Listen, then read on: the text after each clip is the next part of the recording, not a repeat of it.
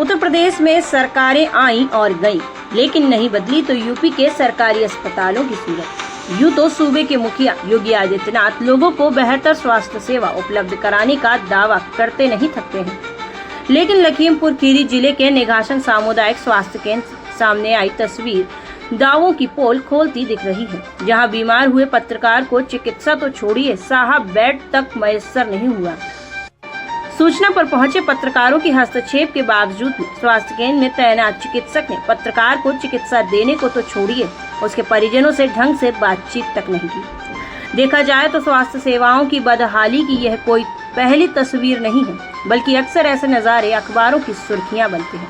हालांकि इस घटना के बाद पत्रकारों में चिकित्सा के खिलाफ आक्रोश फैल गया है, पर एक सवाल बार बार पत्रकारों के जहन में उठ रहा है कि जब एक पत्रकार की सामुदायिक स्वास्थ्य केंद्र में कोई अहमियत नहीं है, तो आम जनता की ऐसी चिकित्सक की नजरों में क्या अहमियत होगी। बताया जा रहा है कि जिले में निजी चैनल के पत्रकार अभिषेक गुप्ता की अचानक तबीयत बिगड़ने पर उन्हें परिजनों के द्वारा निघासन सीएचसी लाया गया, जहां बीमार पत्रकार के परिजन घंटों बेड तलाशते रहे, पर बेड नहीं मिला। ऐसे में अस्पताल में पड़ी बेंच पर पत्रकार पड़ा रहा। पत्रकार की तबीयत खराब होने की जानकारी पर निघासन के एसडीएम राजीव निगम भी सीएचसी में पहुंचे। एसडीएम के तलाशने पर भी पत्रकार को बेड न मिल सका, जिसके बाद सीएचसी अधीक्षक के ऑफिस में पड़े सोफे पर पत्रकार का इलाज शुरू हुआ।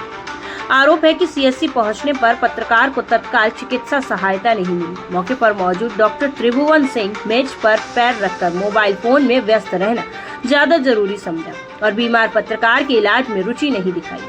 पत्रकार की नाजुक हालत की सूचना मिलने पर एसडीएम राजीव निगम भी मौके पर पहुंचे, लेकिन हैरानी की बात यह रही कि एसडीएम की मौजूदगी के बावजूद पत्रकार को सीएचसी में एक बेड तक नहीं मिला।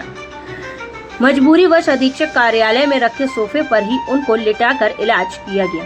मामले की जानकारी देने के लिए सीएमओ संतोष गुप्ता को कॉल किया गया तो उनका फोन नहीं उठा।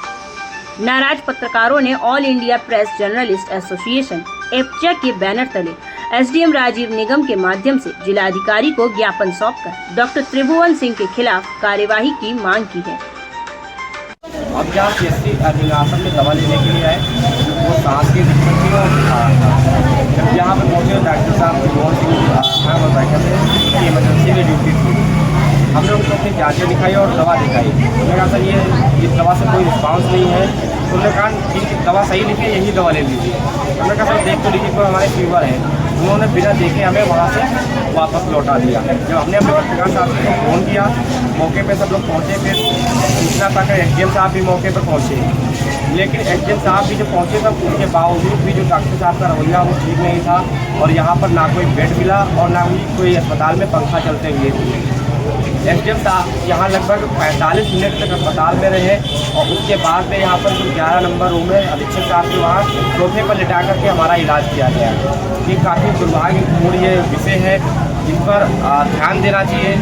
मुख्यमंत्री योगी आदित्यनाथ का सीधे तौर पर आदेश है कि जो मरीज पहुँचते हैं उनका सही से इलाज किया जाए और उनकी देखभाल की जाए, लेकिन त्रिभुवन सिंह जैसे जो डॉक्टर हैं वो अगर ऐसे इलाज करेंगे तो कैसे जो मरीजों का है वो बेड़ा पार होगा।